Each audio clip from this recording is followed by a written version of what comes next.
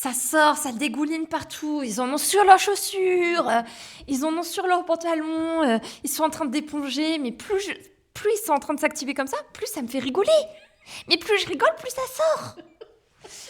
Et en fait, je ne savais pas, mais rigoler ou vomir, ça appuie sur ton diaphragme appuie sur ton ventre, et plus ça appuie sur le bébé qui va appuyer sur le bas. Et donc, rigoler ou vomir aide beaucoup à accoucher. Mais les gars, faites des cours de cirque avant d'aller accoucher vos femmes. C'est génial. Nous, on était morts de rire avec ça. Ça nous a refait la journée. Bon, il y avait la naissance, bien sûr, après, mais ça nous a refait le moment. On était morts de rire, et plus on rigolait, plus l'eau sortait. Et en fait, lui, le sage-femme, il était super content parce qu'il s'est dit, cool, ils sont détendus, quelque chose se passe, ça les soulage, je pense. Il nous a pas dit tout ça, mais ça se voyait sur son visage. Et du coup, il nous a laissé vivre ça. C'était super cool. Bienvenue sur Casse & Pause, le podcast qui soutient les parents en Ille-et-Vilaine en parlant de maternité et de parentalité dans toutes ses formes. Pour ensoleiller le quotidien lourd et apporter le rire, l'espoir et l'empathie qui peuvent parfois cruellement te manquer. Je suis Kérianne Pierre, doula et accompagnante parentale du côté de Rennes.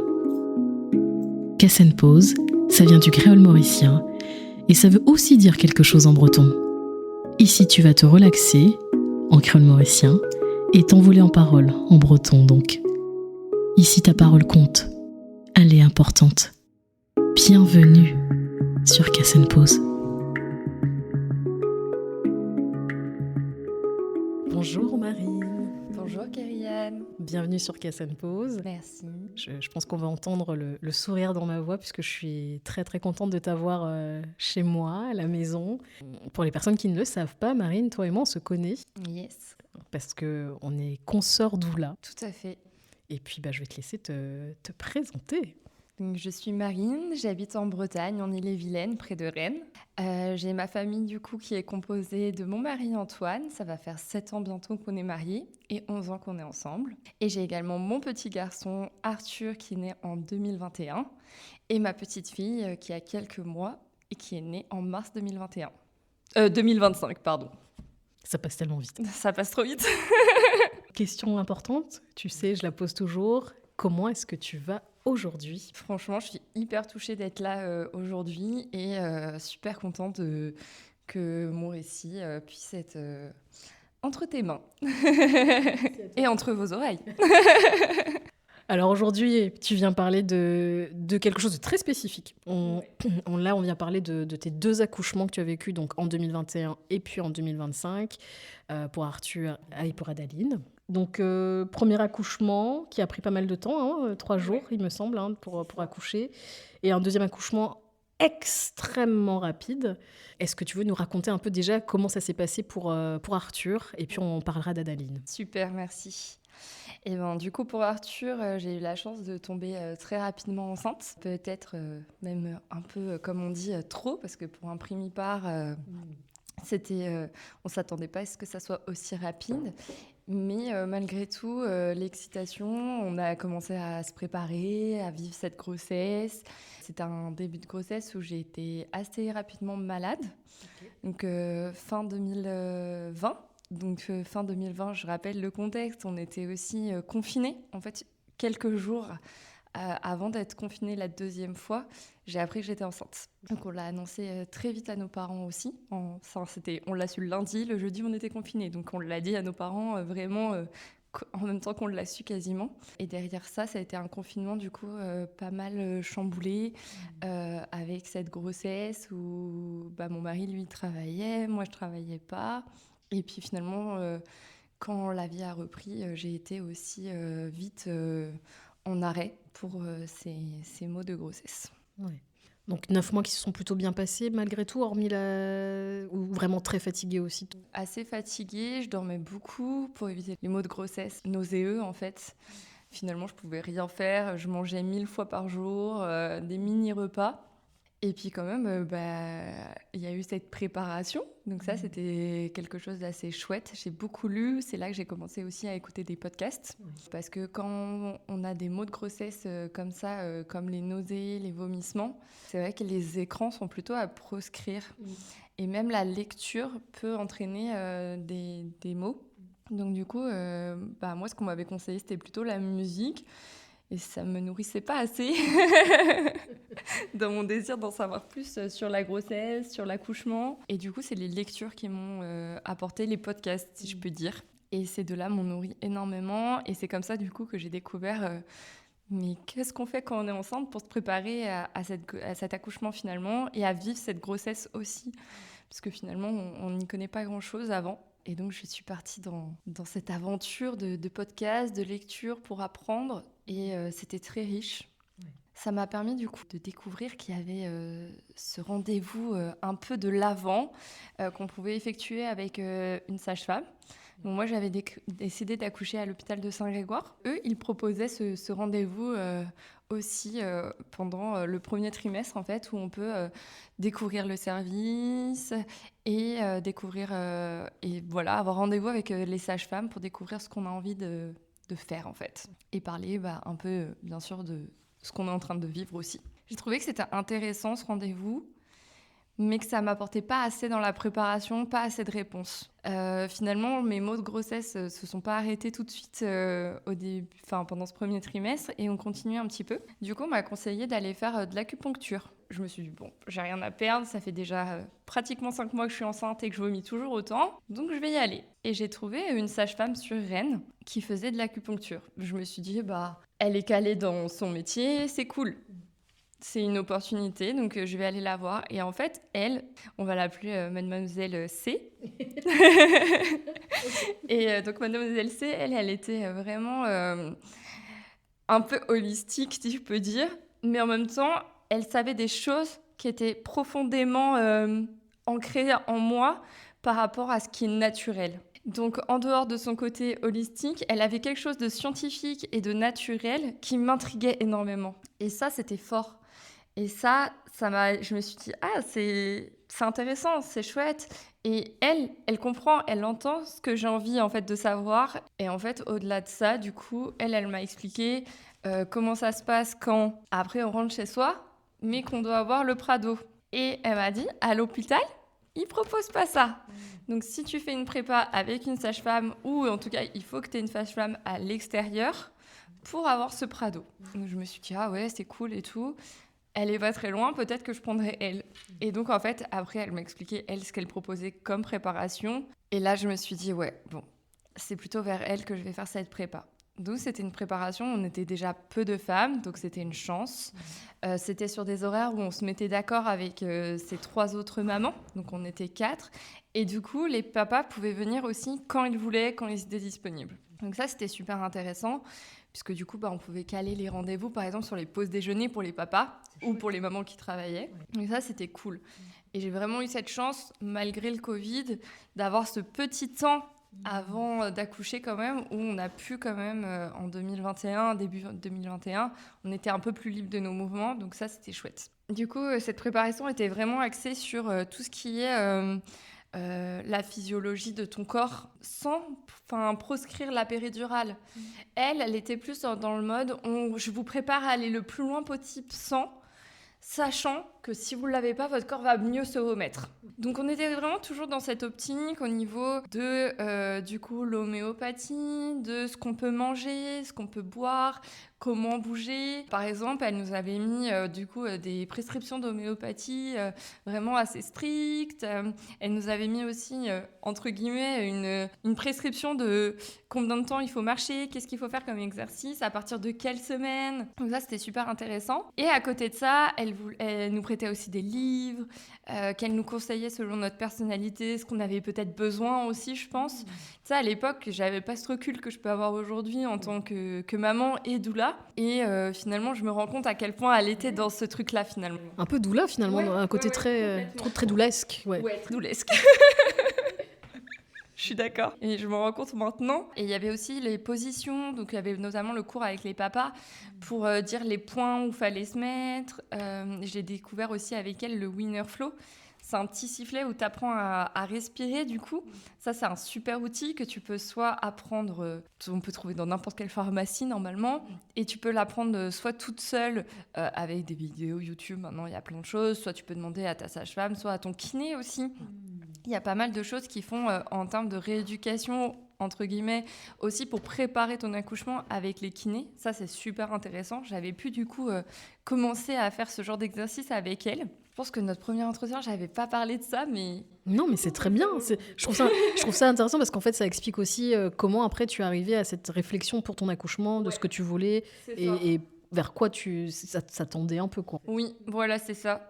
Et en fait, c'est vrai qu'à l'époque, je m'étais pas forcément dit j'accoucherais 100% sans péridurale, même si c'était dans un coin de mon esprit et que je voulais quelque chose où je sois proche de mon bébé, en fait. Oui. Je voulais être proche de mon bébé. Et c'est ce que j'ai vécu finalement. Donc voilà, donc la prépa s'est passée tranquillement comme ça. Et puis la fin de la grossesse, du coup, qui était du coup sans nausée, avec des bonnes nuits de sommeil, tout va bien. L'instinct qui se réveille quand même à des petites sœurs où tu sais qu'après, tu vas finalement allaiter pendant la nuit. Le corset. C'est vrai. Et donc voilà, et c'était très cool. Et puis on est arrivé... vers la fin de la grossesse, il faisait très beau, j'avais de la chance, je pouvais beaucoup aller marcher. Et puis derrière, un soir, on était en train de jardiner. Et puis d'un coup, je me suis dit, oh, c'est des sensations que je ne connais pas. Je n'ai jamais ressenti ça. Et en fait, ça m'a fait écho que plus tôt dans la matinée, en me réveillant, il y avait beaucoup de soleil ce jour-là, je me rappelle. Et j'avais été faire mes exercices de marche comme préconisé par ma sage-femme. Et je me suis dit, c'est aujourd'hui. Je suis prête à t'accueillir, mon bébé, c'est aujourd'hui. Si tu es prêt, c'est OK. Et le soir, du coup, on était en train de jardiner. Je me rappelle Enfin, tu vois, j'ai eu cette sensation dans mon ventre et je me suis rappelé cette sensation que j'avais eue le matin. Et je me suis dit, OK, donc là, on est parti. Ouais, je savais pas du tout ce qui allait m'attendre finalement. Finalement, c'était que le début. Parce que les premières sensations, c'est le corps qui se prépare finalement, qui se met en route, qui va mettre le bébé dans le bon axe, qui va faire que ça travaille. Mais en fait, ces premières sensations, finalement, c'est que le début, c'est minime. Sauf que moi, j'étais quand même primipare, j'avais pas fait d'études spéciales par rapport à ça, j'avais que les conseils de ma sage-femme. Donc, on regarde le temps, les contractions, elles sont rapprochées, voilà, on prend l'espasson, l'homéopathie, comme on nous a dit, on mange des pâtes parce que c'est des féculents et c'est du sucre lent. Voilà, on mange avant de partir. Donc, on se dit, il est 2h du mat', on va y aller. Ouais. Et là, on va arriver à l'hôpital et finalement à l'hôpital, ils vont nous dire simplement que c'est trop tôt, quoi. Alors que moi j'ai des contractions déjà vraiment rapprochées et j'ai l'impression qu'elles sont déjà très intenses. Très intenses. Voire même, je pense à l'époque, j'aurais même mis le mot douloureux, tu vois, dessus. Et donc là, on a fait un monito, on a fait un contrôle du col. Bon, il se passe rien. Ok, rentrez chez vous. Essayez de vous reposer, dormez le plus possible. Vous allez voir quand le travail va vraiment se mettre en route, vous allez passer de l'autre côté et vous allez revenir autrement. Ok, donc 30 minutes de route pour revenir. Et là, on se dit, on essaye alors. Donc moi, je me dis, meilleur endroit, c'est mon lit pour me reposer. Mais pas du tout. Comment être allongée dans un lit quand on a des contractions ? Je pense que celles qui ont déjà eu des contractions vont me comprendre. Oui. Et donc, du coup, je me suis dit, ok, c'est parti, je retourne dans le bain. Parce que meilleur endroit. Pour moi, en tout cas. Et donc, j'ai géré pendant 3 heures comme ça dans mon bain. Finalement, où je pense qu'il y a même des moments où j'ai dû somnoler, où j'étais très cool. Enfin, voilà. Et le matin est arrivé. Et là, je suis ressortie du bain. J'ai géré mes contractions dans mon lit. Faut savoir que j'ai un très grand lit, très haut. Donc ça me permettait vraiment d'être semi-debout, très pratique. Et là, mon mec, il me dit bon, bah, il est 7h30. Je vois que ça a l'air un peu plus intense. Ce que je te propose, c'est qu'on y aille pour pas tomber dans les bouchons, quoi. Parce qu'on était vendredi matin. Ouais, c'est ça. Vendredi matin. Donc je me dis, ok, bah on fait ça. Donc on part avec les sacs de maternité, les sacs de la salle d'accouchement, le ballon, le coussin d'allaitement.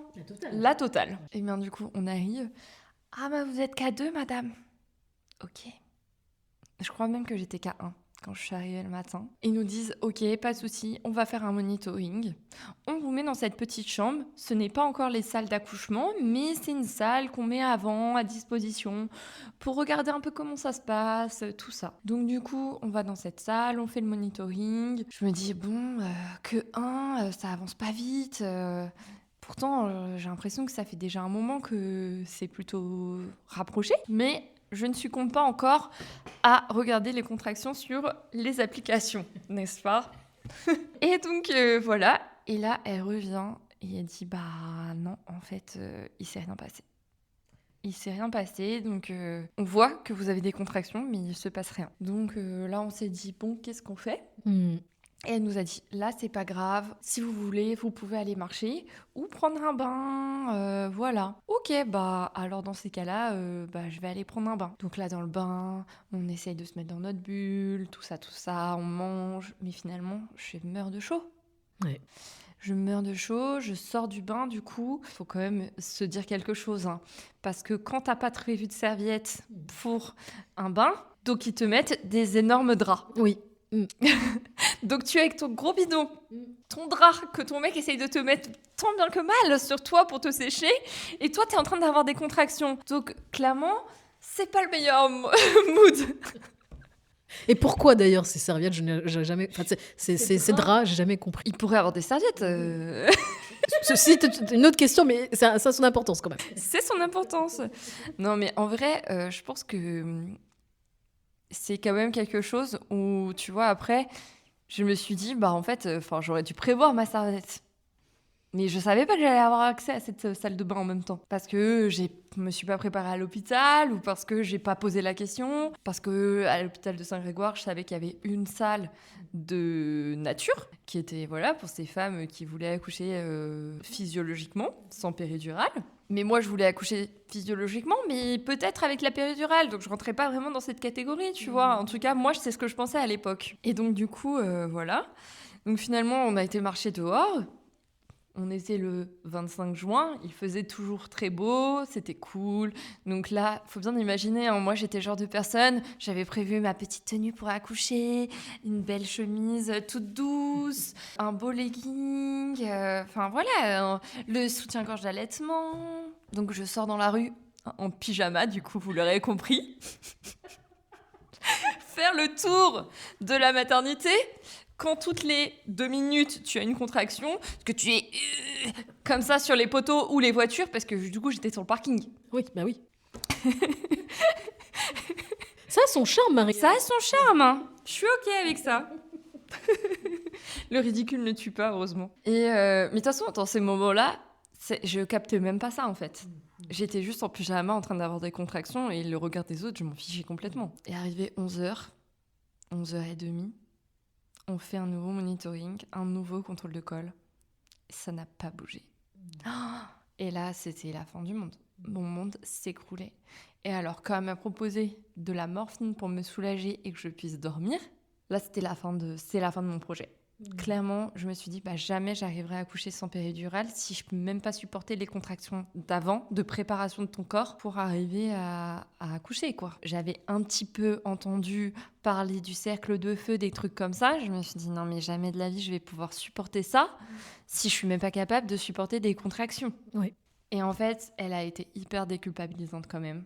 Déjà, elle nous a laissé le temps. Elle nous a dit, je vous laisse 10 minutes, vous allez pouvoir en parler tous les deux, redescendre un petit peu en pression et je reviens, on va pouvoir faire les choses tranquillement. De toute façon, j'avais bien compris que le mot d'ordre, c'était tranquille. Chill. Et du coup, bon, j'ai accepté la morphine. J'ai dormi pendant 6 heures. Ça m'a quand même fait énormément de bien. Vers 17 heures, ils nous ont dit on va faire un nouveau monitoring. En fait, ils ne m'ont jamais enlevé le monitoring, mais je pense qu'à ce moment-là, ils ont dit on va faire un nouveau monitoring pour me préparer psychologiquement à m'envoyer chez moi. On a fait un contrôle de col. Je n'avais pas bougé. Le monitoring montrait, en fait, ils nous l'ont dit après, que en fait, quand je me reposais, le bébé se reposait. D'accord. Voilà. Donc on était déjà très connectés, c'était ce que je voulais, c'était cool. Mais en même temps, j'avais envie qu'il arrive un peu quand même, ce bébé. Donc là, on est sur le 2e jour. Hein, On est sur le 2e jour. Mm-hmm. Donc on est vendredi, 17h30. Ceux qui ont suivi connaissent. Saint-Grégoire, j'habite tout en bas, sur la route de Redon. On est super. Donc là, un vendredi 25 juin, donc sur la fin de l'année scolaire. Ouais. Donc on a mis plus de 40 minutes à rentrer chez nous. 45 minutes, c'est mort. Mon mec s'est dit, ok, je prends pas la rocade, c'est mort. Donc du coup, on a fait un énorme tour. Je m'arrêtais sur la route, dans les bouchons, sortir de la voiture, avoir mes contractions en dehors de la voiture. Je remontais dans la voiture, on faisait 1 mètre, je ressortais. C'était un enfer. C'était un enfer, cette route. Mais bon, finalement, je suis rentrée chez moi, j'ai mangé un tout petit peu parce que c'était hyper dur de manger à ce moment-là, par contre. Et voilà, on a continué tranquillement. Il fallait qu'on dorme. Oui. Ça, c'était vraiment le mot-clé, mais qui était très dur puisqu'on était sur la fin d'un 2e jour du coup, de préparation du corps avec des contractions qu'on ne connaît pas en fait l'histoire qui va se passer et on n'a jamais vécu ça. Donc en fait, on a beau écouter des histoires, tout ce qu'on a, c'est du savoir, c'est OK, mais en fait, l'histoire, on ne la connaît pas. C'est toi qui va la créer. C'est ça. Et donc du coup, voilà, donc je retourne encore dans le bain. Oui, le ballon avait eu le temps de se réchauffer, je vous rassure. Mais parce que c'était une vraie question. C'était une vraie question pendant ma prépa. Je me disais, mais comment je fais si j'ai pas d'eau dans mon ballon ? S'il y a plus d'eau dans mon ballon, j'aurais plus d'eau chaude dans mon bain. Ouais. Mais en fait, ça durait tellement longtemps qu'il y avait toujours de l'eau chaude. Et donc voilà. Et après, du coup, on a réussi à repartir à l'hôpital le samedi. Il était du coup 2h30 du matin. Je m'étais pas vraiment rendormie cette fois-là. Même assez dur de rester dans le bain. J'avais quand même trouvé ma position où j'étais à genoux dans le bain, tout mon ventre enseveli dans l'eau et sur mes coudes et mes bras sur le dossier de la baignoire. Ouais. Ça, c'était pas mal. Mais du coup, heureusement, mon mec a même réussi à dormir. Parce que je pense qu'on n'en parle pas assez, mais pour les papas aussi, c'est quand même vachement physique de rester 3 jours réveillé. Ouais. Parce que tu t'inquiètes, parce que tu as envie d'aider, mais tu sais pas quoi faire. Et finalement, nous sommes arrivés ce 26 juin à 2h30 à la maternité. Toujours avec mon énorme sac, mon ballon, tout ça qui ne servait à rien du tout, puisqu'ils avaient tout sur place. Mais tu ne pouvais pas savoir. Mais je ne pouvais pas savoir parce que je n'avais pas posé les questions en fait. Voilà, future maman, posez les questions. Oui, c'est important. Et donc finalement, heureusement, quand on est arrivé dans cette 3e fois à la maternité, finalement, j'ai perdu le bouchon muqueux. Yes. Ouais, c'est ça. Non mais c'était vraiment un soulagement. C'était vraiment un soulagement. Et je descends de la voiture, je me souviens sentir un truc tomber. Et je me dis, oh my god, c'est quoi ce délire ? Et donc, je marche comme un canard, comme ça, parce que j'ai vraiment un truc qui est tombé dans ma culotte, tu vois. Et je dis à Antoine, non, mais j'ai pas le temps, là, d'attendre qu'ils arrivent, nous ouvrir et nous mettre dans leur salle spéciale pour regarder avant de nous passer dans la chambre.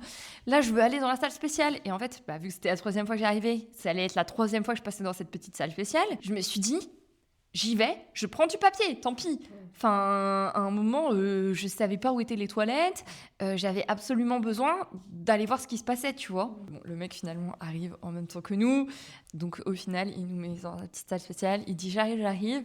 Parce que je pense qu'il voyait sur ma tête que là, c'était pas OK de me faire patienter trop de temps sans être dans la salle spéciale. Et en fait, eux, ils le disent, qu'ils le voient sur nous, où on en est. Et alors, du coup, je pense qu'il a vu que j'étais pas encore sur le point d'accoucher, mais que j'étais pas OK de rester dans le couloir. En même temps, c'était ta 3e fois, là, ça commençait à devenir...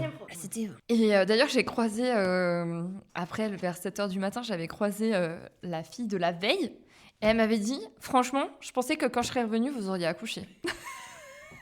Alors, cette phrase, je peux vous dire, je m'en souviens bien. Parce que tu n'avais toujours pas accouché. Je n'avais toujours pas accouché. Et d'ailleurs, après que j'ai enlevé le bouchon muqueux, tout ça, il vérifie du coup mon col. Et je n'étais qu'à 3. Ouais. Je n'étais qu'à 3. Et là, du coup, je fais un signe de tête à mon mec qui me regarde droit dans les yeux, qui me fait un signe de tête. Je fais un autre signe de tête. Et là, il dit aux sages-femmes, elle veut la péridurale. Il dit, ah oui, je comprends, vu que c'est la 3e fois que vous arrivez. Et pris vague jauge, les gars, mais en fait, moi, j'accompagnerais un couple comme ça, aujourd'hui. C'est la 3e fois que vous arrivez, je comprends. Bah, c'est pas comme ça qu'on accompagne quelqu'un qui veut pas de péridurale à la base. C'était écrit dans mes souhaits, dans mon projet de naissance. Ça fait 3 jours, je galère, ok, mais je suis ouverte qu'à 3. Proposez-moi un autre truc, on refait un bain, on refait machin. Mais bon, à ce moment-là, bien sûr, j'étais pas capable de dire quoi que ce soit. Et j'avais pas assez préparé mon mec non plus. Ou il s'était pas assez préparé. On voit les choses comme on veut. Et puis c'est difficile aussi quand c'est un premier enfant. C'est pas la même chose. T'auras beau lire 150 livres. Ouais. Quand tu es dans cette position-là, tu dis, est-ce que j'ai le droit de le faire ? Est-ce que t'as pas le droit de le faire ? Est-ce que j'ai le droit d'insister ? Ça montre aussi les difficultés d'être primipare, en fait. Aussi. Tout à fait. Puis on n'en parlait pas, je crois. Non, pas trop. Tu sais, c'est presque il y a 5 ans. Ah oui. Toi-même, tu sais, tes filles, elles sont un peu plus grandes que les miens. On n'en parlait pas. Donc finalement, je suis partie avec ma péridurale. En vrai, franchement, je regrette pas du tout. Je regrette pas parce que du coup, j'ai été mise en salle d'accouchement tout de suite. Je suis pas retournée dans la petite salle entre deux. Ma salle d'accouchement, elle était cool. Il y avait un puits de lumière juste au-dessus de mon lit. Donc ça, c'était très chouette. Une fois la péridurale posée, j'ai dormi. Merci la péridurale pour pouvoir dormir en fait. Et j'ai vécu mon accouchement de ouf. Alors, avant d'accoucher à proprement dit de ce bébé, on va parler un petit peu de la poche des os. Parce que quand même, la poche des os, c'était une histoire à ce moment-là. Donc je dors. Donc il faut savoir que je dors avec des boules caisses, un petit masque panda sur mes yeux, parce que je vous rappelle, il y avait toujours ce puits de lumière au-dessus de mon lit. Donc voilà, vu qu'il est... bientôt la nuit, tout ça, le jour, on est en été, donc ça se lève tôt. Et finalement, j'ai dormi quand il faisait nuit. Ouais. Mais j'avais quand même mon masque parce que la salle, c'était une salle d'accouchement classique avec du matériel pour se mettre dans sa bulle. Alors je conseille pas par contre de mettre un masque quand les personnels sont là ou pour pas voir le matériel. C'est pas du tout ce que je suis en train de dire. Moi, pour dormir, j'en avais besoin pour rester dans ma bulle. Quand le personnel était là, je l'enlevais. Ouais. On fait pas on est tout seul dans l'hôpital. Ça, c'est pas OK. On écoute quand même... on est une équipe, en fait, avec le personnel. Moi, c'était vraiment ça. Je me disais, on est une équipe, mon couple, et on travaille en équipe avec le personnel, qui sont là pour nous. Donc ça, c'est super important. Et donc, ce sage-femme, il avait une petite étudiante avec lui. Et du coup, ils arrivent là... ils disent, bon, ça a bougé un petit peu, mais pas beaucoup. Vous êtes qu'à 5 ? Donc voilà, donc là il est presque 6h du matin, je ne suis toujours pas beaucoup avancée, on est toujours sur le 3e jour quand même, il n'arrive pas ce petit Arthur là. Et donc je dis mais en fait on pourrait pas percer la poche des os ? Et il dit justement, on venait pour vous le proposer. Donc trop cool, on est alignés. Let's go. Donc là, ils me disent, bon, on va vous mettre dans une position. Est-ce que vous êtes OK pour que ça soit l'apprenti qui le fasse ? OK, moi je suis OK pour que ce soit l'apprenti qui le fasse. Voilà, je suis pour laisser les apprentis faire aussi. En plus, elle avait l'air sérieuse.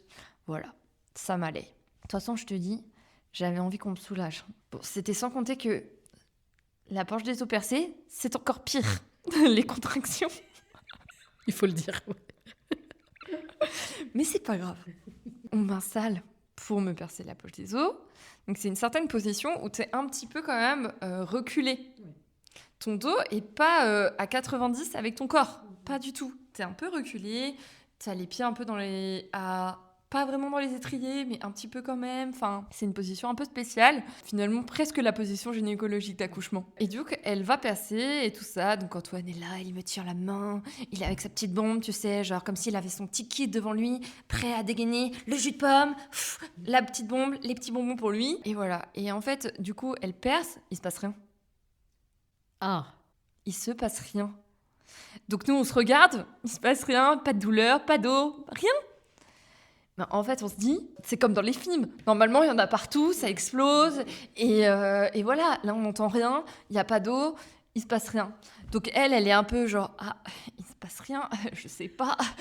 Donc elle dit, bon, bah, je reviens, je vais chercher mon prof, hein, mon collègue, voilà. Ok, donc nous, on se regarde, on se dit, bah, ok, pas de souci, on vous attend. On va aller nulle Qu'est-ce que tu vas faire? Où vas-tu aller? Voilà. Donc voilà, donc Antoine il regarde la machine de l'autre côté du lit, il voit que bon, il y a toujours des contractions, mais bon, voilà. On a bien étudié la machine entre-temps, tu vois. Mais après, ça va être pire. Et donc lui, il arrive et je dis, mais en fait, on pourrait pas me rasseoir un petit peu? Parce que là, je suis un peu trop allongée. Ah bah oui. Ah. Il me rassoit le dossier, donc il me remonte un petit peu le dossier. Donc là, je suis plus, justement, en 90 degrés sur mes jambes, les jambes un petit peu pliées. Et là, psh, et là, ça coule. Et ça me fait rire. Mais ça me fait rire. Oh là là là là. Ça me fait rire. Mais plus je rigole, plus il y a de l'eau qui sort. Et il y en a partout. Parce que les tables en salle classique d'accouchement sont divisées en fait, sont divisables surtout, parce que les étriers sont cachés sous la table et t'as des coussins pour enlever et tout ça, et comme ça il n'y a pas de trou, enfin voilà. Enfin, au contraire il y a un trou et voilà. Ça sort, ça dégouline partout, ils en ont sur leurs chaussures, ils en ont sur leurs pantalons, ils sont en train d'éponger, mais plus ils sont en train de s'activer comme ça, plus ça me fait rigoler. Mais plus je rigole, plus ça sort. Et en fait, je ne savais pas, mais rigoler ou vomir, ça appuie sur ton diaphragme appuie sur ton ventre, et plus ça appuie sur le bébé qui va appuyer sur le bas. Et donc, rigoler ou vomir aide beaucoup à accoucher. Mais les gars, faites des cours de cirque avant d'aller accoucher vos femmes. C'est génial! Nous, on était morts de rire avec ça. Ça nous a refait la journée. Bon, il y avait la naissance, bien sûr, après, mais... Mais ça nous a refait le moment. On était morts de rire et plus on rigolait, plus l'eau sortait. Et en fait, lui, le sage-femme, il était super content parce qu'il s'est dit, cool, ils sont détendus, quelque chose se passe, ça les soulage, je pense. Il nous a pas dit tout ça, mais ça se voyait sur son visage. Et du coup, il nous a laissé vivre ça. C'était super cool. Et après, bon, ils ont nettoyé, ils sont partis, donc voilà. Mais sauf que nous, on ne savait pas utiliser la péridurale. Je l'avais déjà depuis 2h du matin. Tu n'avais pas appuyé du coup? Jamais. Je ne savais même pas que ça existait, ce petit truc pour appuyer. Comme j'ai dormi après, bon bah voilà, la péridurale, elle s'est écoulée lentement avec leur système. Tout va bien. Ouais. Au changement d'équipe, donc vers 7h30, 8h plutôt, tu vois. Donc on rappelle, c'était vers 5h30, 6h qu'ils ont percé la poche des os. Donc on est presque 2 heures plus tard, changement d'équipe. Elle vient se présenter. Bonjour, je suis Héloïse, votre sage-femme. Je viens m'occuper de vous. Trop bien, trop gentille. Et en fait, elle me voit souffrir, en fait.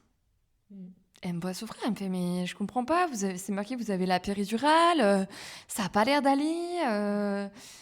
Et en fait, là, une contraction arrive. Et elle me voit littéralement tenir la main d'Antoine. Mais c'est pas tenir, c'est m'agripper à la main d'Antoine. Me concentrer sur le moment où je ferme ma main et je rouvre ma main pour ma concentration sur ma respiration et tout ça. Elle dit, mais là, vous n'avez pas l'air d'avoir de péridurale, en fait. Et elle regarde le matériel, et en fait, il n'y a pas de péridurale. Il n'y en a plus du liquide. Et en fait, il y a des temps donnés. Ça marche par... c'est des espèces de grosses seringues qu'ils mettent dans leur machine. Et en fait, sur la seringue, en fait, il y a une fin, comme pour tout. Tout produit a une fin. Et en fait, elle était finie. Ok. Sauf qu'en fait, nous, déjà, on n'avait pas capté le truc pour appuyer. Donc, t'imagines bien que regarder où en était la seringue, ça nous était passé au-dessus. Vu que j'étais quand même en train de pas très bien vivre. Enfin, c'est pas que je vivais pas bien le truc, mais je vivais le truc à l'instant T. Donc, du coup, elle nous a remis une péridurale. Et finalement, vers 10h, elle est revenue. Tout allait bien. Et on était bien arrivés j'étais ouverte à 10, il avait commencé à descendre le premier col. Et là, j'avais vraiment...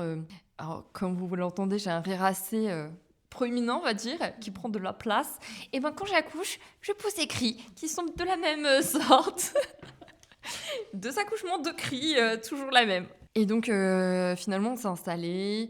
Et elle était vraiment super. Elle m'a donné des conseils parce que je voulais pas accoucher dans la position physiologique. Donc du coup, voilà. Franchement, on a fait vraiment un travail d'équipe en mode on met des trucs que elle voulait, on met des trucs que moi je voulais. Notamment, il y avait cette anecdote sur j'avais préparé une petite huile que ma sage-femme nous avait conseillée pour mettre au niveau du périnée, des lèvres, pour bien pouvoir faire glisser la tête du bébé, je pense. C'était pour préparer le col, mais en amont. Et puis après, c'était pour laisser préparer tranquillement la tête du bébé. Et donc, en pleine contraction, à un moment, je dis « Mon huile, on n'a pas sorti mon huile !»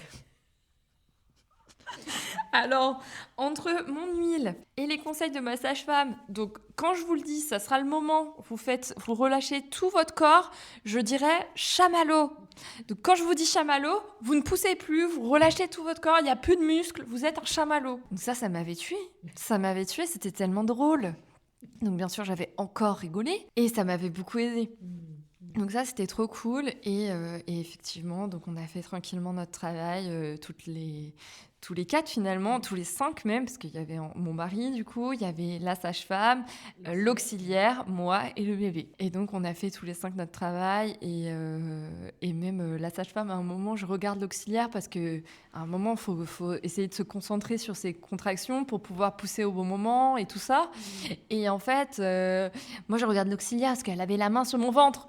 Donc je pensais qu'elle allait me dire quand il fallait que je pousse, tu vois. Et là, elle me fait non de la tête, l'auxiliaire, et la sage-femme, elle fait « Non, c'est vous qui savez, Marine, c'est vous qui savez !» Tu sais. Et donc, tu as su. Et donc, j'ai su, finalement, j'ai écouté mon corps, ce qui était la meilleure des façons et la meilleure des apprentissages, finalement. Ouais. Et donc, j'ai écouté mon corps et celui-ci, du coup, m'a dit quand est-ce que je devais pousser. Et finalement...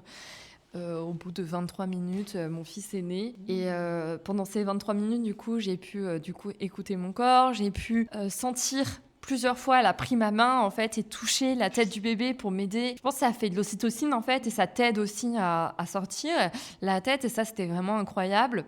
Et en fait, après, donc il y a eu cette phase chamallow pour la fin de la tête, en fait. Clairement, c'était ça. Et donc, je n'ai pas été déchirée grâce au chamallow. On va se le dire, clairement. Pour moi, grâce à l'huile et au chamallow, mais du coup, c'était génial. Et après, en fait, elle m'a dit « Donnez-moi vos mains, on va le sortir ensemble. » Et donc, elle a placé ses mains sur ses épaules, je pense. Et donc, elle a sorti avec moi ses épaules et c'était vraiment incroyable. On l'a mis sur la piste d'atterrissage, donc ils te mettent un espèce de petit drap sur ton ventre et on dépose le bébé sur la piste d'atterrissage. Et après, l'auxiliaire fait son travail, frotte le bébé avec la piste d'atterrissage, tout ça. Et ça, c'était génial. Et en fait, pendant ce temps-là, nous, on ne regarde pas. Et là, Héloïse dit à Antoine, vous voulez couper le cordon ? Antoine dit non. Et là, elle me tend les ciseaux. Elle me dit, vous voulez couper le cordon ? Mais là, je m'attendais jamais à ça. Dans quel scénario on m'avait proposé ça ? Jamais de la vie. Et là, moi, je suis trop heureuse, en fait. Là, je suis au max de l'ocytocine. C'est le bliss. Je viens d'avoir mon bébé. Il est incroyable. Il est posé sur moi. C'est fou. Et là, on me demande de couper le cordon. Je suis aux anges. Je suis aux anges. Et après, c'est la rencontre avec ton tout petit que tu peux mettre près de ton visage. Il est tout chaud, il est tout humide. Et là, tu le vois, il y a tellement de lumière. Il est 11h du matin. Il est ébloui par la lumière du jour. Et en même temps, c'est tellement beau parce que tu as l'impression d'être dans un halo de lumière. Ouais. C'est le premier bliss, la première rencontre. C'est incroyable. Premier accouchement avec Arthur. Accouchement. Et vraiment, même si j'ai eu la péridurale, c'était un accouchement de rêve. Même si ça a duré 3 jours. Et les 3 jours, c'est extrêmement long. Et quand on t'entend, on entend aussi vraiment, comme tu dis, c'est le bliss, quoi. C'est vraiment ça. Vraiment. Parce que ce que je voulais, je rappelle, c'était rencontrer mon bébé. Ouais. Et je l'ai rencontré de la meilleure des façons, pour moi en tout cas. Merci Marine. Merci à toi. Et donc là, après Arthur, 4 ans plus tard... Ouais, 4 ans plus tard, on a remis ça. Pareil, un bébé qui est venu super vite. De toute façon, c'est pas compliqué. Pour Arthur et pour Adaline, je suis tombée enceinte en quelques jours. Ok. En fait, je connais hyper bien mon corps, je connais hyper bien mon cycle. Je pense que ça a été encore plus amené par nos études. Oui. Parce que du coup, on est en 2024. Oui. Ça fait 4 mois qu'on s'est rencontrés, qu'on est dans cette formation de doula. Et avec Antoine, on décide de faire ce deuxième enfant. Comme pour Adaline, je sais exactement quand est-ce qu'on l'a conçu, quoi. Oui. Et je dis à la sage-femme, je suis sûre, on l'a conçu entre le 7 et le 11 juin. Donc, ça sera un bébé pour début mars. Eux, ils me disent non, 11 mars. Oui, elle est née le 9 mars, finalement, comme j'avais dit. Et du coup, cette grossesse qui commence tranquillement, du coup, je suis hyper bien entourée puisque j'ai ma famille, j'ai aussi toutes mes consoeurs doula incroyables autour de moi. Et je vis vraiment cette grossesse hyper bien entourée, en tout cas, beaucoup moins seule. On n'est pas confinés, ça change tout et c'est incroyable. Je vais vivre un été enceinte avec un petit garçon aussi. Ce n'est pas pareil. Mais je vais quand même reprendre soin de mon corps. Comme la première grossesse, mais complètement différemment, puisque là, je vais plus être sur nourrir mon esprit de la même façon. Je vais lire des choses beaucoup plus ciblées. Ok. Je vais m'inscrire en maternité, du coup, spécialisée dans la physiologie. Je vais rentrer dans le service de parenthèse à la sagesse. Donc, c'est complètement différent, puisque là, du coup, on a un suivi chaque mois avec ces femmes. On les rencontre, on les tutoie. Ça, c'est incroyable aussi, parce qu'elles rentrent dans notre intimité comme nous, on rentre dans leur service, dans une maison. On rentre dans une maison finalement, on rentre dans quelque chose qui est très familial. Pareil, du coup, j'ai la chance de faire une préparation avec eux, quelques femmes, quelques papas. Je suis la seule par contre où je suis plus une primipère. Je suis une deuxième fois enceinte, donc c'est pas du tout la même chose. Par cette casquette-là et par ma casquette de presque doula, j'ai des petites cartes en main qui ne sont plus les mêmes qu'elle, mais c'est super intéressant et on partage pas mal de choses pendant ces cours de préparation, pendant ces temps individuels avec les sages-femmes aussi. J'ai la chance de rencontrer pas mal de professionnels, elles organisent aussi beaucoup de choses et la préparation du coup, j'ai trouvé, était beaucoup plus tôt. Ah, ok. Était beaucoup plus tôt, était différente en tout cas.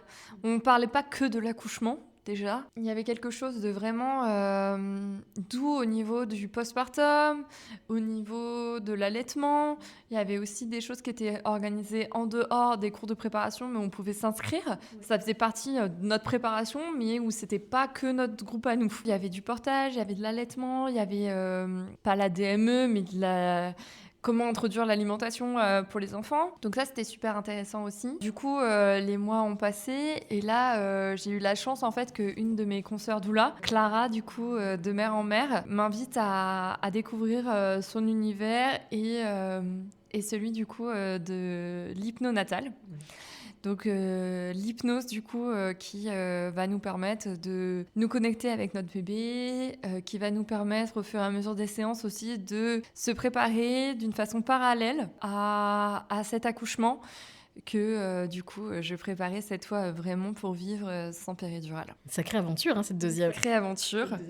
Cette deuxième grossesse, ouais. C'était vraiment super chouette. Et puis du coup, en parallèle de l'hypnonatal, de cette préparation à la sagesse, il y avait aussi la préparation que je faisais chez moi, grâce du coup à la méditation, au yoga et au pilates pour continuer à toujours bouger. Très important quand on fait une préparation finalement de bouger.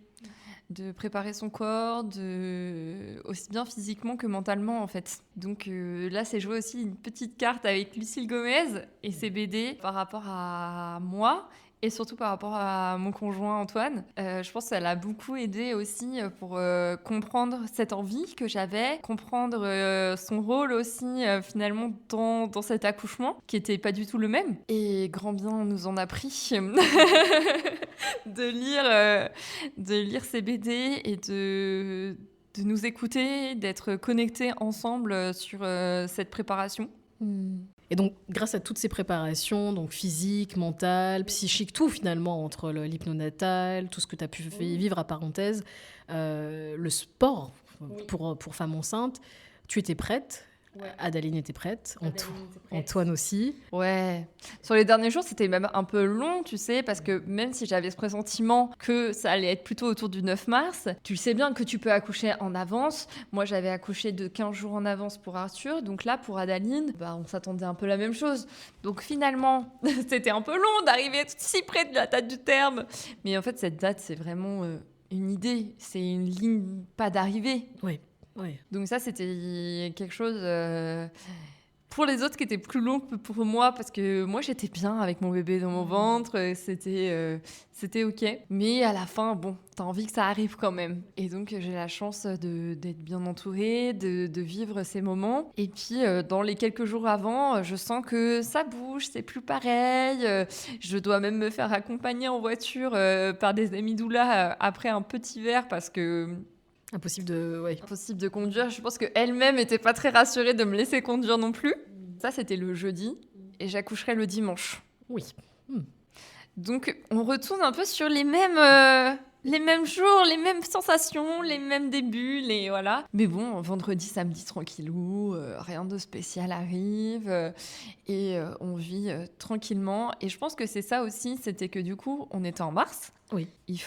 On était un peu plus dans l'esprit de l'hiver, du cocooning, des petits poêles dans la cheminée. Je continue mes rituels tous les soirs avec Clara dans mes oreilles, puisqu'elle nous fait des audios, en fait, pour nous aider à rentrer dans cette auto-hypnose. Car en fait, elle fait des séances où on va avoir des séances avec elle, en visio ou en présentiel, et des petits audios qu'elle nous fait aussi pour nous mettre en condition. Et on a également une musique qu'elle partage avec nous pour également nous aider. Moi, j'avais aussi ma musique de mon yoga.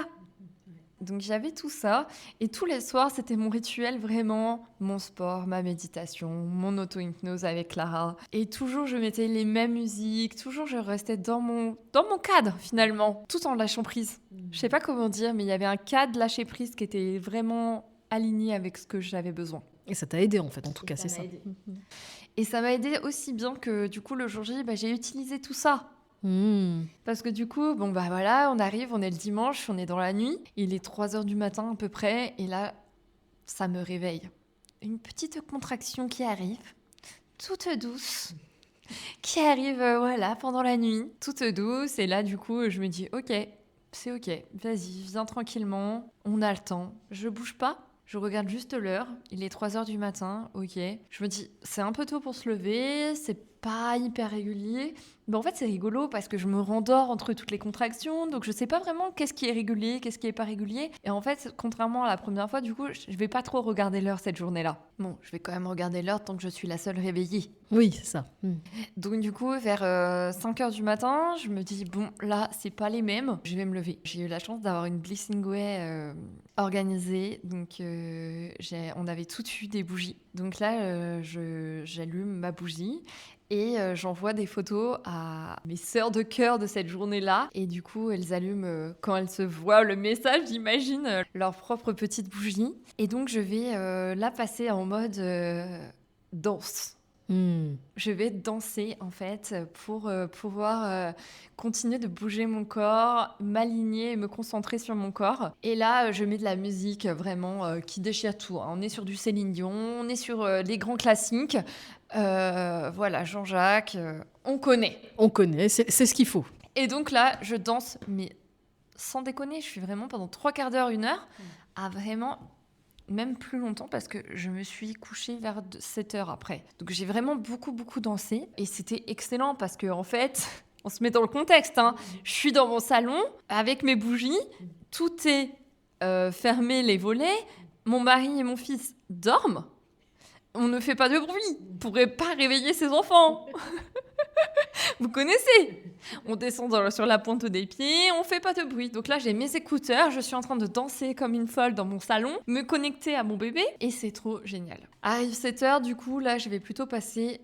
Bon, là, j'ai plutôt besoin de me connecter, d'être tranquille, de me concentrer sur mes vagues. Donc les vagues, là, ce que j'appelle les vagues, à ce moment-là, c'est vraiment mes contractions. Que grâce à Clara, à un moment, on installe quelque chose ensemble, qu'il y a un petit bouchon sur les vagues et que ce petit bouchon amène à une île où il y a mon bébé. Donc là, je me concentre sur la musique que j'ai changée. Là, je suis passée sur ma musique de yoga. Parce que finalement, c'était mon repère Donc j'en avais besoin à ce moment-là. Donc je passe sur ça, je m'allonge dans le canapé, je me concentre sur ce petit bouchon qui laisse passer les vagues. Et c'est trop calme, c'est trop... On est dans le silence, on est dans cet apaisement. Donc ça, c'est très chouette. Les contractions ne s'arrêteront pas en fait, de toute la journée. Elles ne feront pas de pause. Adaline ne fera pas de pause comme Arthur pour se reposer quand je me repose. Elle était prête à arriver. Elle était prête à arriver. Après, je vais prendre mon petit déjeuner avec les garçons. J'ai demandé qu'on reste plutôt dans le noir le temps que je suis avec eux. Et après, je vais m'isoler dans ma chambre. Je vais rester sur ma musique de yoga. Je vais continuer avec mon petit bouchon. Je vais plus ou moins m'endormir à des moments, avoir mes contractions tranquillement. Et puis, pour le déjeuner, je vais me relever. Là, je vais être un peu plus dans le jour, même si c'est un peu tamisé. Mais voilà, je vais manger un peu avec eux. Mais vraiment, la faim est pas du tout là. C'est complètement différent à ce niveau-là. Mais je suis heureuse d'être en famille, de vivre mes contractions. Je suis sur mon ballon. Voilà, là, il n'y a pas trop de musique. Enfin, c'est des musiques d'Antoine. Donc, c'est vraiment entre deux univers qui sont les miens. Donc, c'est cool. Parce que d'un sens, je suis pas concentrée sur mes contractions. Et donc, ça passe assez bien. Après le déjeuner, on se dit qu'on va aller marcher, puisque bon, c'est quand même un conseil que j'avais eu pour ma première grossesse, donc c'est un outil. Donc je décide d'utiliser cet outil, et donc ça va être vraiment très sympa, puisque à côté de chez nous, on a des chevaux, donc on décide d'aller les voir. Et sur le chemin, finalement, on verra que pendant la nuit, des petits agneaux sont nés. Et ça, c'est vraiment une petite anecdote qui paraît ridicule, mais en même temps, c'était tellement un signe. Oui. C'était tellement un signe de la nature pour moi à ce moment-là que forcément j'ai pleuré, j'ai eu des contractions, tout ce qui va bien. Donc ça, c'était cool. Et puis après, je suis rentrée, j'ai décidé de redanser. Donc on est reparti sur la même playlist qui s'ambiance bien. J'avais fait une petite playlist dans mon Spotify pour dire petite playlist d'accouchement. Mais je n'avais pas prévu une playlist douce. J'avais que prévu une playlist... vraiment pour bouger. Et du coup, en fait, c'était vrai que le matin, j'avais instinctivement mis ma playlist de yoga par rapport au moment où j'avais besoin de douceur. Et en fait, c'est pas mal de se préparer peut-être 2 playlists. Ouais, c'est ça. Ouais, 2, ouais. Donc ça, c'était intéressant. Et donc, je rebouge, je danse. C'est très chouette. Je repasse un bon moment. En plus, cette fois, il y a un petit poil, hein, parce que c'est cool. Un peu de chaleur. Et puis voilà. Puis finalement, après, mon mari, il me dit, bon là, quand même, il est bientôt 14h. Ça serait bien que tu te reposes un peu. Donc, je décide d'aller dans mon lit et de lire. Parce que j'ai vraiment pas du tout la sensation d'avoir besoin de dormir. Hyper dur de dormir aussi quand on commence à avoir pas mal de contractions. Donc je mets un peu en lumière tamisée quand même le volet, mais je lis. Et en fait, il se trouve qu'à ce moment-là, je lisais des livres un peu érotiques. Et donc c'est une petite saga de 5 livres et j'étais dans le premier tome. Donc on découvre les personnages, c'est intense, on découvre leurs relations. Et puis bon, il y a des petits moments intimes entre eux qui permettent aussi de délivrer de l'ocytocine finalement. Voilà, je passe l'après-midi à lire, mais littéralement l'après-midi, c'est-à-dire que de 14h à 19h, je pense, j'étais en train de lire. Sauf que vers 17h30, 18h, Antoine va me dire là, je commence à t'entendre de plus en plus souvent. Je pense que tes paragraphes sont de plus en plus petits. Et ce n'était pas faux. Parce que du coup, je faisais des grondements. Et là, je ne sais plus à quoi je pensais, mais je crois que je me référais aussi à des moments avec Clara. Mais pendant ces grondements, je lisais, je grondais et je relisais. Et voilà. Et donc, vers 17h30, 18h, Antoine me dit « Je pense que c'est peut-être pour cette nuit. Ça serait le moment qu'on dépose notre fils chez ta mère. Ok. Qui habite pas très loin, donc voilà. Le sac était bien sûr déjà prêt, plus ou moins, donc on rassemble les dernières petites choses à rajouter pour cet enfant de 3 ans et demi, qui est encore assez petit. Et donc il va le déposer chez ma mère. Pendant qu'il n'est pas là, je me dis, moi je reste dans notre chambre, je reste dans ma bulle, je continue de lire. Et là d'un coup, je me dis, est-ce que ça serait pas le moment de manger une sucette ? Parce que bouche molle, col mou. Et c'était un des mantras qu'on avait travaillé avec Lara. Et on s'était dit, se le répéter et de manger la sucette, ça allait agir encore un petit peu plus profondément en moi. Donc du coup, je lis mes chapitres avec ma sucette, j'ai mes contractions, je pense à mon mantra. Et je me sens nourrie et pleine de richesse envers mes contractions et à ce passage qu'on est en train de créer avec ma fille. Donc ça, c'est vraiment très cool. J'avance bien sur mon chemin, en fait, mais en fait, à ce moment-là, je me dis pas, je vais accoucher dans 1 heure, je vais accoucher dans 5 heures. Ouais. Pas du tout, je pense pas à tout ça, en fait. C'est vraiment comme une randonnée, 1 kilomètre à la fois. Là, c'est une contraction à la fois. Et c'est vraiment comme ça que je vais le vivre tout le long de la journée et tout le long après de la continuité. Donc voilà, Antoine rentre, il me dit « Bon, qu'est-ce qu'on fait ? Est-ce qu'on mange ou est-ce que tu veux prendre un bain ?» Je dis « Oh, bah on a le temps, on va pas manger tout de suite, on va plutôt aller prendre le bain. » Donc on va dans le bain, on met une petite ambiance tamisée. Et en fait, là, je lâche mon livre. Je lâche mon livre, je vais dans mon bain, on met de la musique avec Antoine, on est tous les deux connectés cette fois ensemble avec les contractions. Et en fait, dans le bain, il va vraiment se passer un tournant.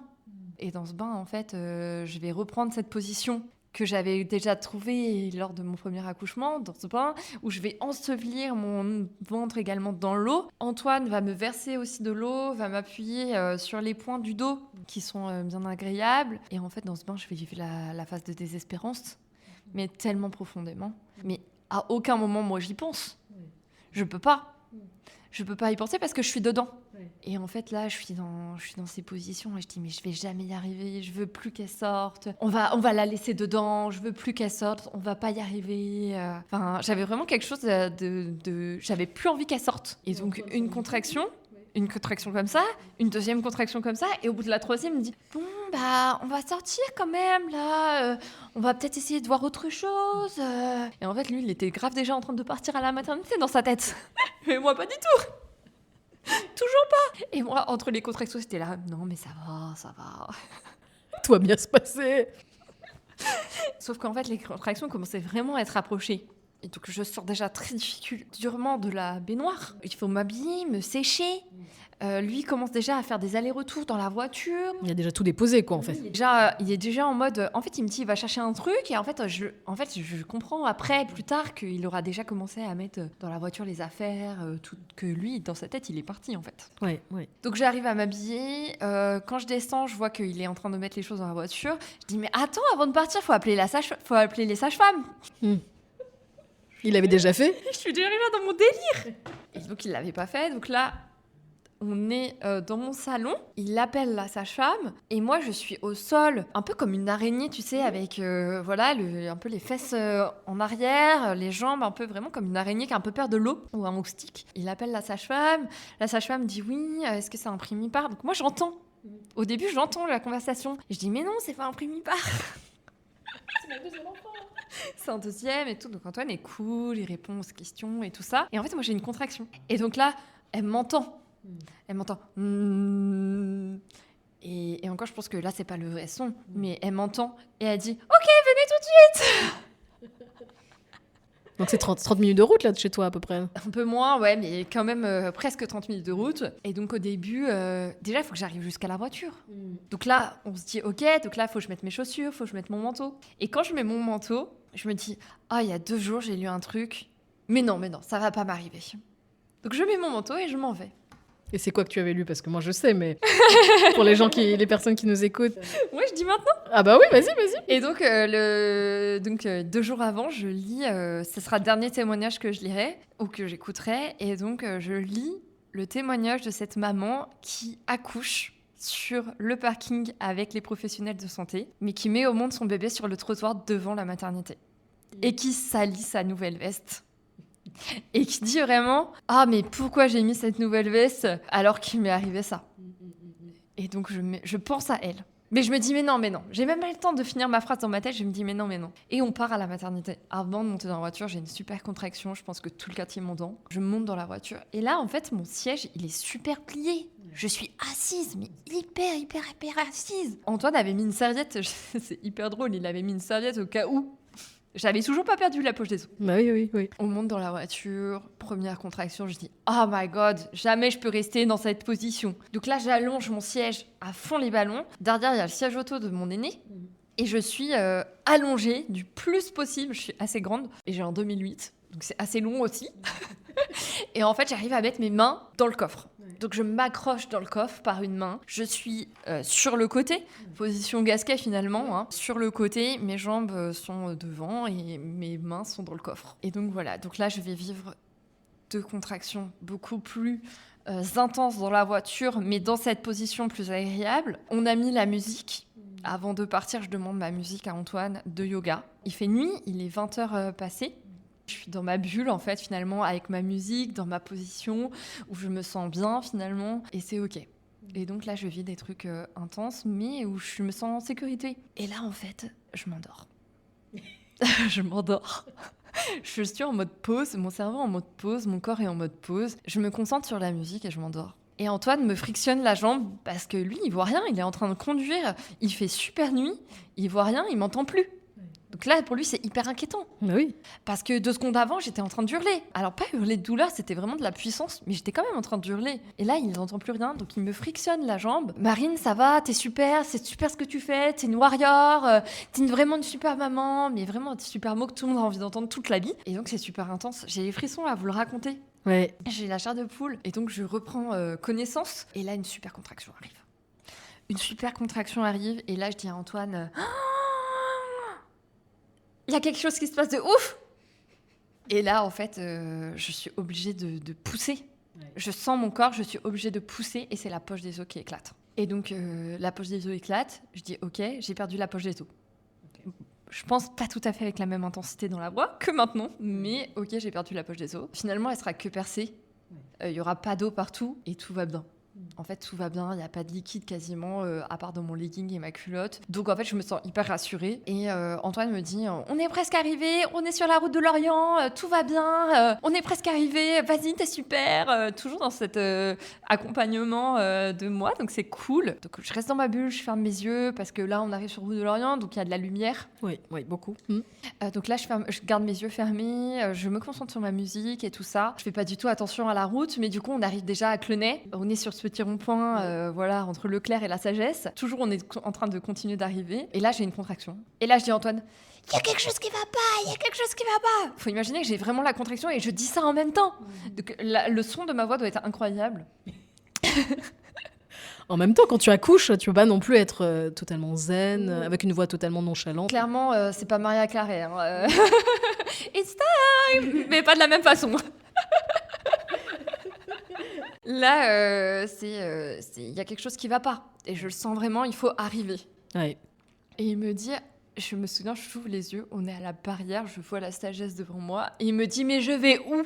Et j'ai dit, je fais comme ça avec mon bras, je lève le bras et je fais tout droit vers le fond. Il faut arriver là, il faut vraiment arriver là. Il faut pas que la prochaine contraction, je l'ai dans la voiture en fait. Parce que tu sentais que t'allais accoucher. Parce que là, je sentais que c'était pas OK de rester dans cette voiture, dans cette position. Enfin, rien ne me convenait en fait. Et là, c'est l'urgence en fait. Là, on est dans l'urgence tous les deux. Et donc, Antoine se gare devant la porte des urgences. Oui. Mais sauf que les urgences, il est 20h30. Oui. Les urgences classiques sont fermées. Oui. On n'est pas devant la porte des urgences de maternité. Les filles ne nous trouvent pas. On les a prévenues qu'on arrivait et vu le son, je pense qu'elles s'attendaient à ce qu'on arrive très vite. Et en fait, elles sont pas devant la porte où on est nous. Bah oui. Mais on n'est pas non plus devant la porte normale de l'entrée de l'hôpital. Sauf que c'est fermé à clé en fait. Tout est informatisé là-bas. Et je vis une première contraction. Là, je suis du coup sortie de la voiture. Pendant qu'il est sorti de la voiture et appelé les filles, moi je sors de la voiture, je me détache, je sors de la voiture et je vais avoir une première contraction sur le parking, à genoux sur le bitume. Antoine a sorti le sac de naissance et donc il est devant moi et je suis là, est-ce que je m'appuie dessus, est-ce que je m'agrippe à la voiture ? Enfin c'est un peu, tout va très vite, tout est instinctif. Il fait nuit, on est dehors, on est tout seul devant ces portes qui sont fermées et j'entends derrière moi que c'est la panique que les filles ne nous trouvent pas. Ouais. Et j'ai cette contraction. Et cette contraction me traverse de tout le corps. Quand je reprends connaissance de cette contraction, je me dis, OK, je vais accoucher là. Je vais accoucher dehors. Avec ou sans le personnel, je vais accoucher dehors. De toute façon, là, tu sentais que c'était le moment. De toute façon, là, ça allait arriver. Donc, je tourne la tête et là, je vois la fameuse serviette. La serviette d'Antoine. Et là, je me dis, oh, mais c'est dingue. Je la prends. Je me dis pas, oh, c'est dingue comme ça, hein, bien sûr. Hein. Je la prends, je la plie, je la mets sous mes genoux et je descends mon pantalon. Au début, d'ailleurs, je garde ma culotte. T'osais pas aller jusqu'au bout du... J'enlève mon pantalon, mais je garde ma culotte, qui sera morte, hein, bien sûr, après. J'imagine. Et Dans le sens où j'enlève mon pantalon, on se met bien au clair que je suis à genoux sur la serviette et mon pantalon en fait. J'enlève pas entièrement, j'ai pas le temps d'enlever mes chaussures, mon pantalon vraiment bien. Je descends mon pantalon finalement. Je descends mon pantalon, je garde ma culotte et là j'ai une énorme contraction et je sens que j'ai besoin de toucher, de sentir ce qui se passe. Et là je sens la tête de mon bébé qui descend et qui remonte. C'est la petite couronne de Lucille Gomez. C'est ce petit truc qui commence à arriver et qui... Donc là, je suis trop heureuse. Je suis en même temps pas dans quelque chose de conscient. Ouais. Et donc, j'enlève ma culotte et je mets ma main qui est prête à recevoir la tête de mon bébé. La contraction d'après suit quasiment. Je me rappelle très bien que j'ai cette contraction qui arrive et que quelqu'un arrive en même temps et qui dit « Mais qu'est-ce qu'on peut faire pour vous aider ?» Et je vais « Ouvrez cette putain de porte !» Alors moi qui suis certes très joyeuse, qui parle fort, je suis pas pour le moins vulgaire. Mais alors là, je pense que le gars, il a parlé au mauvais moment. Et donc, j'ai cette contraction qui arrive. Je me concentre très profondément. Je referme les yeux. Je me mets vraiment dans ma bulle. J'entends encore la musique dans la voiture derrière moi. Et j'attends la tête du bébé dans ma main. Et là, je pousse un cri sauvage, je pense, qui, en fait, finalement, il s'avéra qu'on m'entend dans les étages à l'intérieur. Puisque, du coup, une maman de mon groupe de préparation était... En train d'accoucher ? Dans la chambre au-dessus de la porte où j'étais en train d'accoucher. Ok. Et donc, elle m'a entendue. Donc le lendemain, bien sûr, quand je lui ai dit que j'avais accouché dehors, elle a su direct que c'était moi. Mais du coup, c'était hyper drôle. Donc du coup, je reçois la tête de mon bébé dans ma main.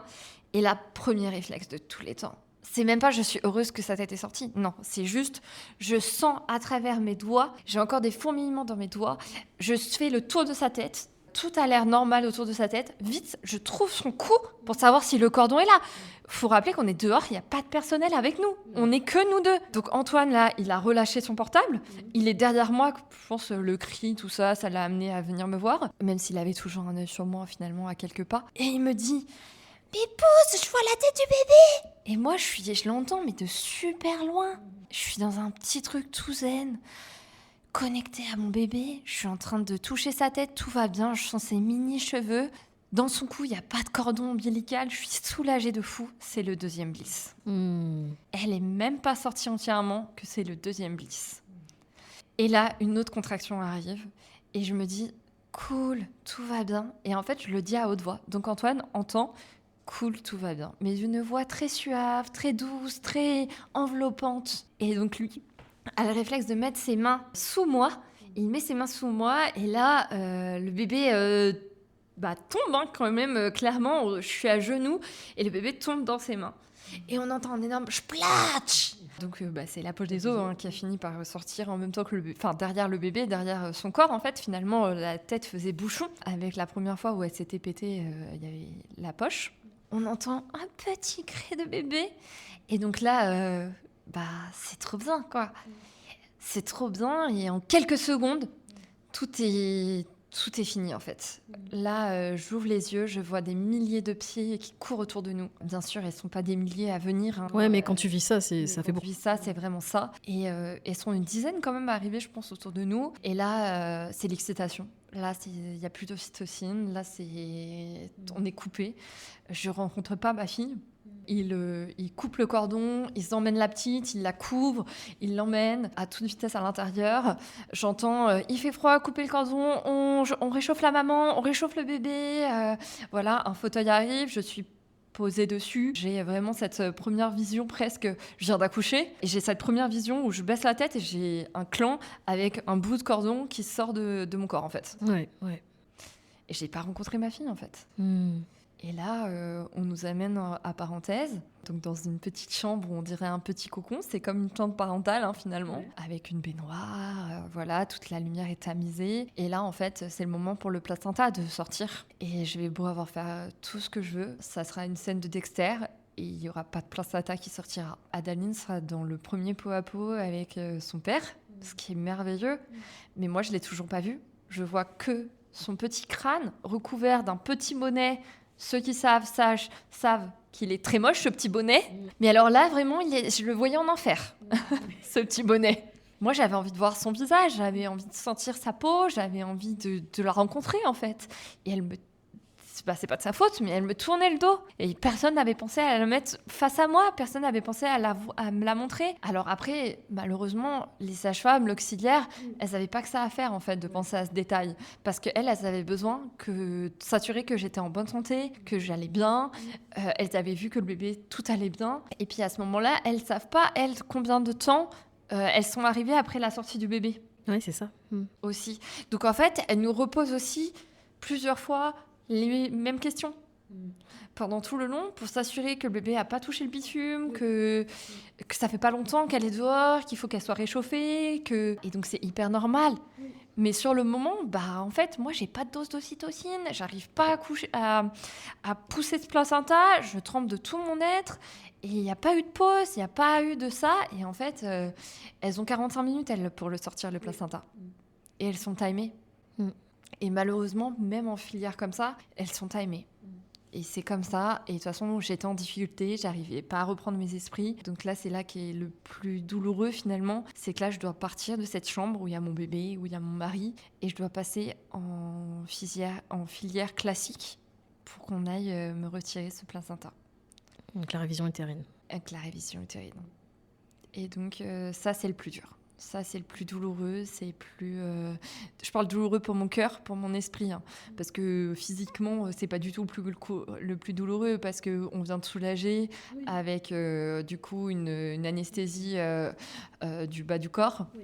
Une rachi-anesthésie. Tout le monde m'entoure, elles sont super agréables. Je leur demande, est-ce que c'est possible de trouver une musique de yoga Quelque chose de calme. Ouais, quelque chose de calme, parce que là, en fait, on est dans le milieu hospitalier. Oui. Tout est blanc, il y a des machines partout. Moi, je me sens encore plus perdue, je suis seule. Et là, je leur dis, en fait, dans mon sac de naissance, il y a mon doudou. Est-ce que vous pouvez aller me chercher mon petit gris-gris ? Est-ce que vous pouvez me mettre de la musique ? Parce que là, je n'arrive pas à me détendre, en fait. Et donc, elles me font ça, elles me mettent l'arachie. Tout ça, ça se passe en même temps. Et les filles sont hyper douces, il y a du consentement, il y a tout ce qu'il faut, en fait. Et j'arrive à redescendre. On fait la révision utérine. J'ai du sang vraiment partout sur mes jambes, sur mes bras. Mes vêtements aussi sont sales.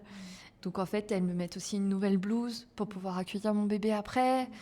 Enfin, tout est cool en fait. Et là, elles me disent, il y a juste un petit point pour que vous souffrez pas. Je dis, allez, on y va. Tant pis. Enfin, oui, je n'en ai pas besoin, mais ok, je suis d'accord, on le fait. Et donc elles me disent, est-ce qu'on va chercher votre bébé maintenant ? Et là, je dis non.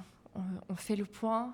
On me laisse 2 minutes. Il faut que tu réatterrisses un peu. Pour que je réatterrisse encore un petit peu plus. Et pourtant, franchement, tout ce que je voulais, c'était mon bébé. Mais là, il fallait aussi que je redescende. Et du coup, là, ça y est, je suis propre. Ça y est, on m'amène à Tallinn avec Antoine. Et elle est affamée. Et mais oui, elle est née il y a 2 heures déjà. Elle est affamée, donc forcément, on la pose sur moi.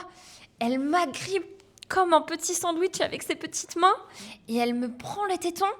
Et là, c'est une première tétée, c'est une rencontre incroyable de mammifère à mammifère. C'est les larmes aux yeux, on est enfin réunis tous les 3, et on vit un 2e bliss. Un 3e bliss, même si je peux dire. Oui. Et c'est incroyable. Et voilà, on a cette naissance qui est folle, et on l'a fait. Et pendant la nuit, on se remémorera encore ça avec Antoine, et on s'expliquera ce que chacun a vécu, et ça fera ce récit que je viens de faire. C'est hyper touchant parce que bon, c'est la 2e fois que je t'entends, et tu disais qu'il y avait des frissons et tout. Je me dis, ouais, je t'imagine là, sur ce moment-là, vivre un moment extraordinaire de bliss, et puis finalement, ne plus pouvoir la voir. Tu m'avais raconté à quel point c'était dur, et finalement aussi se dire, j'ai vécu ça, ok. Ouais.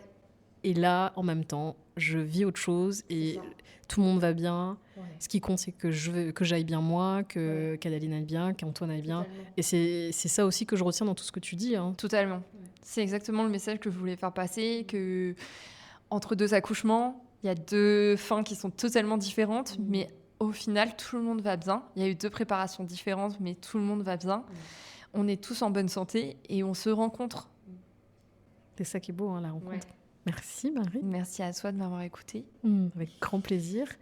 Avant de terminer ce podcast, moi je pose toujours la question Les messages pépites, mais je pense qu'on y est déjà, hein, tu en parles un peu, et puis les messages un peu coup de gueule.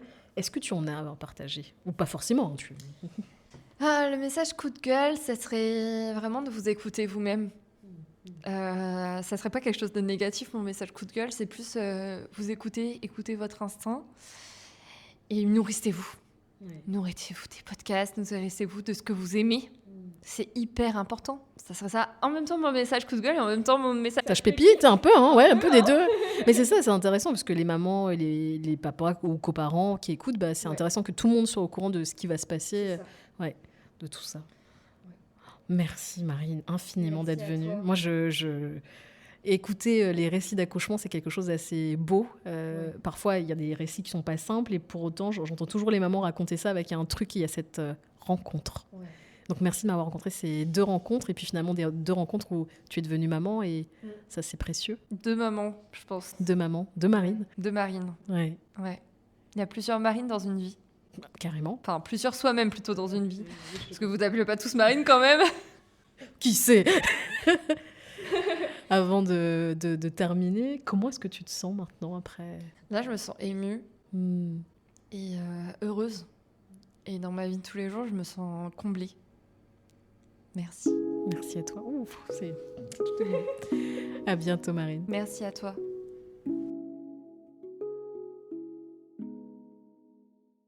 Vous venez d'écouter un épisode de Casse & Pause.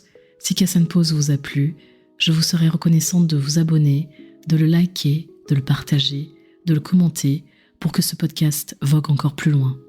Je vous laisse sur les notes de Free Your Soul de l'artiste britannique Handpan Joe, un joueur de handpan.